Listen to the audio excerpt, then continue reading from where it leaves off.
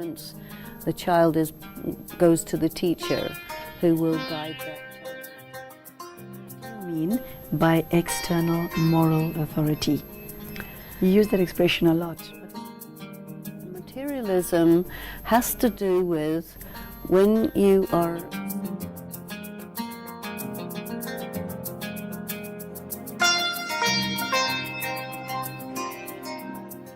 Hello, welcome back to the course in Values and Spirituality. We are currently in book number 1 of this course. Sister Denise, the author of these books, is with me here in the studio, and we are currently going through all the different types of values that exist. In today's episode, we will be covering 2 types of values entitled corporate values as well as economic values. You will hear in this series a number of terms, concepts that you've never heard before. Sister Denise will not only explain these terminology to us, but she will also help us to deepen our understanding of the various types of values. Sister Denise, it's a pleasure to have you. Thank you. So tell me, corporate values and economic values, why did you think it was important for the viewer to know this? And not just the viewer, the reader of the text, and how does it fit into the entire picture of values? The important thing is that some values are connected with your spiritual reality, your spiritual qualities, and other values, like corporate and economic values, are really to do with the culture of materialism that we are living in at the moment. Corporate values and economic values are considered very, very high at the present time. They're considered in some people's mind to be higher than spiritual values. So what I'm wanting to make it clear to people is that you decide what's high and you decide what's low, and that then becomes your value system. So, I mean, somebody else may have a different set of values and a different set of priorities. And so corporate values are very much glorified in the world today because the corporation has a lot of power, a lot of influence, and owns a lot of people. So there are many, many people who have loyalty to corporate values. So we want to look at what that is, why that is, and whether if you place it higher than certain other types of values, maybe you are doing something that's very good for the corporation but not necessarily good for you. So we want to make sure that people get the balance right. You start off this paragraph with the words, corporate values apply to developing a business identity and loyalty and correspond to the mission of a particular corporation. Is this just in the mind of the business person, or is this actually reduced to writing? Is it articulated to the employees of the corporation? How does this work? No, it's very important to in corporate culture to create this feeling of loyalty. Very often the corporation is the family. Whatever you do for the corporation, they own it. And they pay you well or not so well, depending. But the whole point about the corporation, it's actually legally operating like an actual human, in the sense that the legal system has assigned the value of a person to a corporation, which actually isn't a person, in order to give the corporation greater importance, greater value, greater validity as a force, as an influence in people's lives.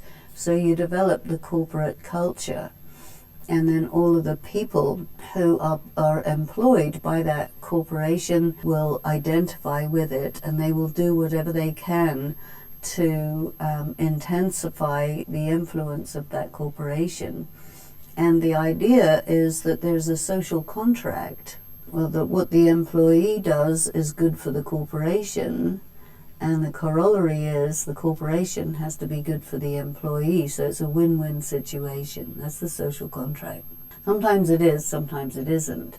Sometimes the employee will abuse their privileges, sometimes the corporation will abuse their employees, and then the values start to be negative. And so when you're looking at just this concept, corporate values, the idea is to portray corporate values as good. And sometimes they're portrayed as good along certain criteria, but then if you look at those values through a different lens, they may not be considered good. They may be considered exploitative. And so there is a political connotation as well.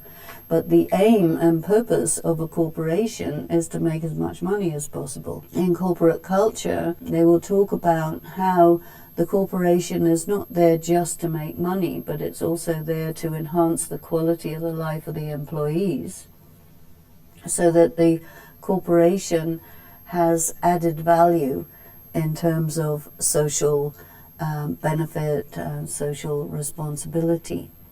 So there are some corporations who will take their wealth and they will give back to the community, and that's part of their corporate culture. And there are others who don't have that, and they will just accumulate wealth and they will glorify just wealth for the sake of wealth.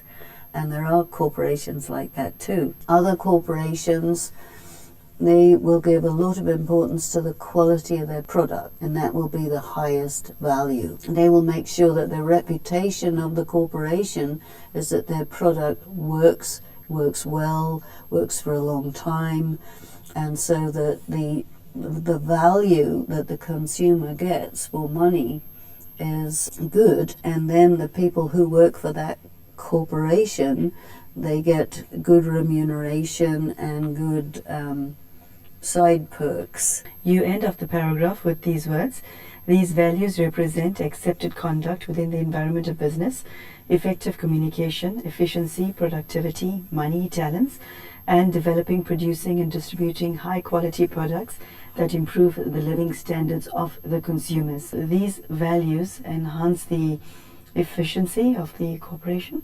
I don't call this list a list of values. I call it a list of capacities. Okay, yeah. Yet another word. Yeah. Effective communication in a corporation will enhance the functionality of that corporation, and it will make it a better work environment. So that's a good thing.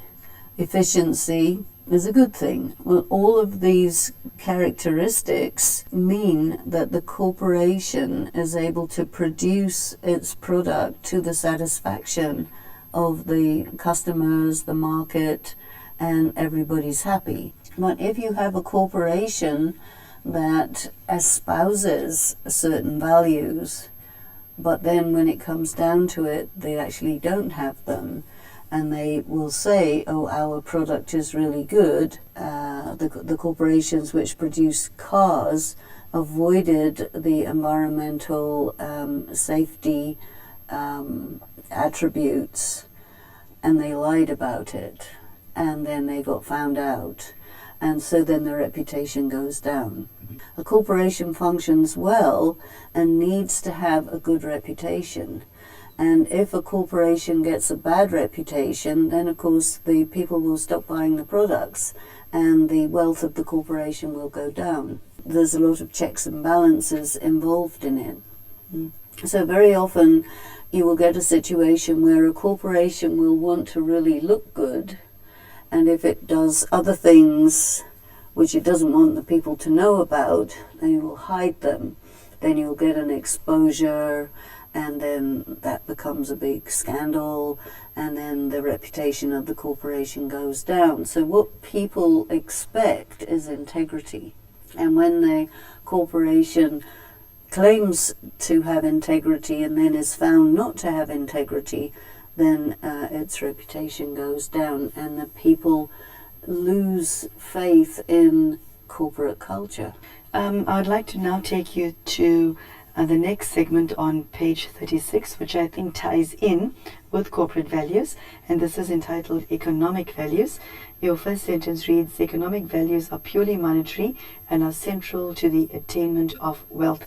When I read this line, the title, not the sentence I just read to you, I wondered, economic values, doesn't that almost sound like a contradiction in terms? No, because value means 1, 2, 3, not good and bad. Okay. You know, people who want money, they value money because they want it. It's desirable, so they place a high value on it. So a value doesn't mean it's good, it means it's desirable. Okay. And some desirable things may not be good under certain lenses, you see. So the value is always relative. Economic values are important to people who want money. People who don't want money, economic values are less important to them, so there'll be a lower priority. Take us through this first line, please. What do you mean? You value money because if you have a lot of money, it means that you can do what you want to do, you can have the things that money can buy. So a lot of people are very much giving highest priority to having as much money as possible. And you know, with young children, they will ask a child, you know, what do you want to be when you grow up? And they expect that child to answer with some professional name, like I want to be a multimillionaire, or I want to be an actor, or I want to be a railway train driver. It has to do with what job they want to do and how they want to earn their livelihood. And that means that being in this culture is equated with how you get your money. Explain this last line to us, please. Economic values range from gaining good value for money to gearing a free lifestyle toward maximum financial profit, from finding security through economic sufficiency to amassing status symbols. That's a lot of words. Could you explain what you meant by this, the first part, and then from finding security part? Gaining good value for money, that means you want to spend less money and get a better thing. That's good value for money. It's a very, very good for a person to value their money such that they won't just buy something that's worth less than what you pay for. So somebody who has a good sense of the value of money, they will not give more money than they assess the worth of that thing. People who don't have a good sense of money, they can easily be cajoled, persuaded, or whatever to pay more than the value of the item. So it is a very good quality for somebody to have, a very good skill for somebody to have, that you get good value for money. On the other hand, maximum financial profit, that means that you will want to get as much money as possible and give as little as possible. So the whole dynamic between the one who pays money and the one who receives money. So the one who pays money doesn't want to pay too much for something, but the one who receives money, they want more than the value of the thing. So there's always negotiation going on. So if you're a good negotiator, that's better. I'd now like to take you to page 39, where we will discuss professional values. You start the paragraph with the following words. Professional values apply in the workplace. They include punctuality, efficiency, cost effectiveness, clarity of communication, accuracy, quality of output or production, honesty in dealings, and trustworthiness. I wanted to incorporate this set of values into our current topic because I think it's related. How does this work in reality? Business involves also trust, because the businessman will say, buy my product, it's a really good product, or buy my services, I will give you good value for money, and so on. The person has to accept that promise, so there's risk involved. And in business, you're building up relationships with your customers and your competitors and so on, so that you create for yourself a situation where you have money continuously coming in because people believe that you render a good service and that you're not going to cheat them and so on and so forth. So this trustworthiness is a very important thing, because if you get a reputation of being untrustworthy, then you won't get clients. And if you get a reputation of being trustworthy, then your clients will bring other people, and so then your business will flourish better. So you have to all the time look at this balance of fairness, and you want maximum profit, but it's all about checks and balances, isn't it? When you were talking about corporate values, economic values, and professional values, you're referring to the employer or employee? There's a contract. Maybe a lot of the time in business is a written contract, but what they call gentlemen's agreements, unwritten contract, that I, as an employee, will provide this quality of service for which I get this remuneration, and the product of the employee and the employer will go to the customer, who will be satisfied, you know.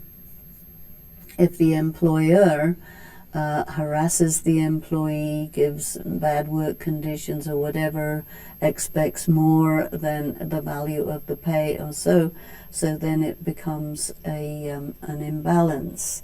And so business is all about balancing things out. If one member is naive, they will be exploited. If one member of that combination of players is at a disadvantage, then that disadvantage will be exploited. And so there are many situations where someone in that triangle is in a position of power. If they have good human values, then they will be favorable towards the person who is not in a position of power. If they don't, then they will exploit. Karma philosophy says your give and take has to be in balance. What is your definition of balance in this context? If you say, I'm selling you good tomatoes, and the one is really pleased with the tomatoes, and you get an agreed price, you know, then it's a win-win situation. So that's karmically balanced. But if you sell something, it seems to be one way, but then it turns out later it's another way, then karmically, that one who sold at what they thought was a really good deal, a really good price, but they've gone into karmic debt. And so on another occasion, the tables will be turned, because the law of karma keeps everything balanced. And if business is done taking into consideration the law of karma, then it will be sustainable. But when you go against the principles of the laws of karma, then the imbalance will cause it to fail. I'm not sure how many business people bear in mind the law of karma when doing business. Well, it's at their peril, you know. And people who really understand the law of karma, they have in their hand such a wisdom that they will be able to make themselves very wealthy, but not at the expense of others, but their self-enrichment will enrich everybody in the process. Now that we've gone through corporate values, economic values, and professional values, having understood the dynamics as you laid it out here in the book as well as by way of explanation, how does one go about putting into their practical life that which has been gleaned from this text? Putting it into practical life means giving great importance to getting the balance right. Balance between what and what? Give and take. You were saying your give and take should be balanced. I was under the impression that one should always have some extra in the giving department. My understanding of that is that in life it's better to give more and take less. That is my personal ethic. I'm very curious to know what your definition of balance is. You see, if you give more and take less, you put the person in debt to you. Circumstances will cause you to take from that person to equalize it. So in spiritual practice, we don't err on the side of giving more than we take, because that's still called erring. If you look at it in terms of a bank account, one's balance should not be zero. One's balance should be in the positive. I'm not saying I'm right. All I'm saying is this is how I saw it in the past. You leave a couple of hundred extra just in case you may need it. But it's not a good idea to see it in terms of a bank account, because it doesn't work like a bank account. Okay, you're saying balance is important vis-a-vis employer-employee, business person, customer, and employee-employer. There should be balance. I'm saying that any kind of give and take has to be equivalent in order for the karma to be in balance, you see. So that if I take from you more than I give back, then I remain in debt to you, and there's a karmic bondage. You're not free. Now, karma philosophy is designed so that people remain free. I never saw the karma philosophy from that vantage point. That's the nature of karma philosophy. It is about that. Now, moral philosophy is different. Moral philosophy says, I want to keep in credit. I want to keep ahead, in case. From the angle of karma philosophy would be somebody who's ignorant will do that. And I think that in a lot of the religions, it will be taught in that way. Give more than you take, because then you won't be in debt. But it never says, but then you put the other person in debt if you do that. I'm very curious about something that you said earlier in today's episode. When it comes to the values that I assign to my profession, corporate and economic values, are you also saying that one should re-look at your values? If you say, okay, money is the most important thing in my life, fine. Next question, what does it cost you? What does it cost you in terms of your relationships? What does it cost you in terms of your health? What does it cost you in terms of the environmental impact? Karma philosophy says you have to take into consideration everything that is impacted by your value system. Okay, I think very few of us on the planet understand the law of karma in the way you just laid it out. Very few of us. I would say that when we're looking at all of these values, a good solid knowledge of the philosophy of karma is going to help you to prioritize your values in such a way that you don't end up with some big surprises. Because if you don't get it right, your calculation will be a miscalculation. And you will think that, okay, I am going to make myself rich and famous, and whichever way I decide to do that, that's good. And you don't take into consideration the other factors. But you still have to pay. Yes, so this has been a lot of food for thought. So I invite you to sit with yourself and make a list of what your values are, what is important to you, and very specifically why this and this and this in your life is important to you. And also apply the iconic question that Sister Denise had asked us is, what is this costing you? And is the price that you are paying to get what you want worth it? Very deep and profound question. Lots of food for thought. And also take into account the law of karma. If you ignore it, you do so at your peril. Very profound message from our Sister Denise. Thank you so much for giving us your ear this half an hour, and goodbye.